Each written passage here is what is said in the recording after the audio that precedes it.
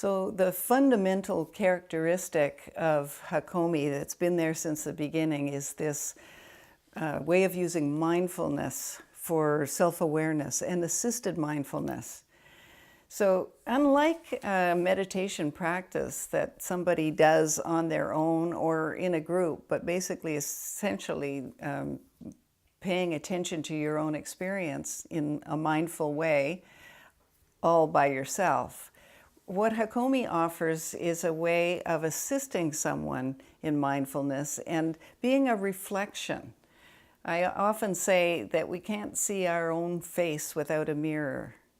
There are things about ourselves that we are unable to see without having at least one other person reflect with us. And so the journey in Hakomi is assisted self-discovery based on mindfulness that is a relational mindfulness. This is very unique, a unique way of doing a meditation practice, for example, or any kind of self-awareness practice, is that this relational mindfulness allows us to make discoveries, or allows the client to make discoveries about themselves that they would not be able to make otherwise. And as I said before, the mindfulness that generates awareness of some aspect of how we're organizing experience lets us interrupt a reaction. It lets us see what's happening and also see other possibilities.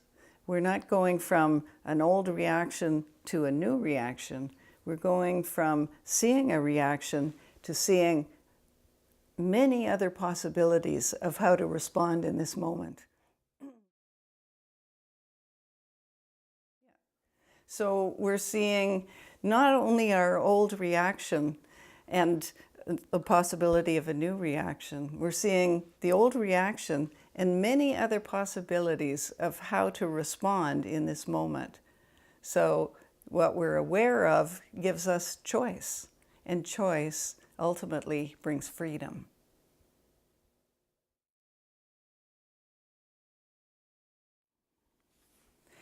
The idea of using mindfulness has been part of Hakomi since the beginning, and mindfulness as assisted self-study and self-discovery.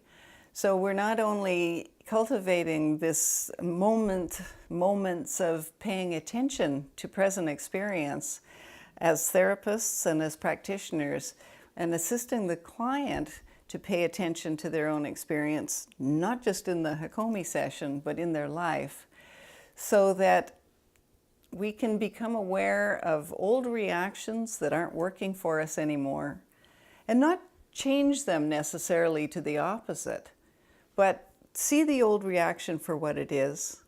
Have a moment where we can have a gap between whatever's coming up in us and the way we react.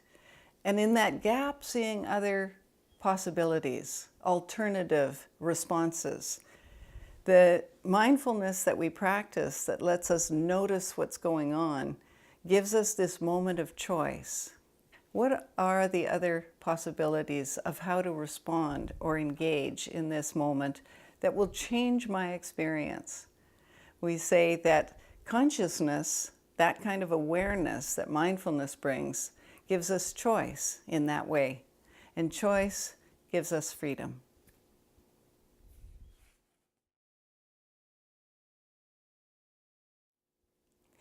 Since we're using mindfulness in Hakomi to assist somebody to make discoveries about who they are, initially to just study what's happening for them, we need to be able, as therapists, to pay attention for those moments when the client is capable of being mindful.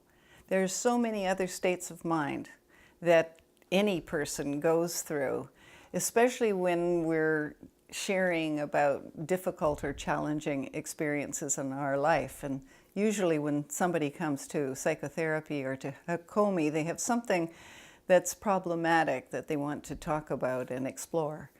And so they'll go through many different states of mind, different emotional states, thoughtful states. There'll be states of mind that are focused in the past, remembering. There'll be habitual states of mind where they're maybe talking to themselves or arguing in their own mind. So as a therapist, as a Hakomi practitioner, I need to be able to watch what's happening for the client, make a guess about the state of mind, and catch those moments where the client is capable of pausing or interrupting anything else that's going on and being mindful enough to study what's happening in them, what they're doing, how they're participating or organizing the experience that they're having. And this may or may not be possible for most people. It's a habit that becomes a learned skill. And if a person is not able to interrupt their other states of mind and be mindful for a moment, this is the first step, the first part of the process that we're working with. How to assist somebody to be able to interrupt whatever else they're doing with their mind and slow down, turn the attention toward themselves, and then just without needing to change it or being judgmental about it, being interested in it and fascinated and curious enough to just notice it. Self-study requires this kind of very brief, sometimes mindful attention, but it's not a state that most of us live in constantly in our life. So this is something that we begin with a client in Hakomi, teaching how to interrupt other states in order to have moments, it doesn't need to be long, moments of mindful awareness, curiosity, and a willingness to self-study.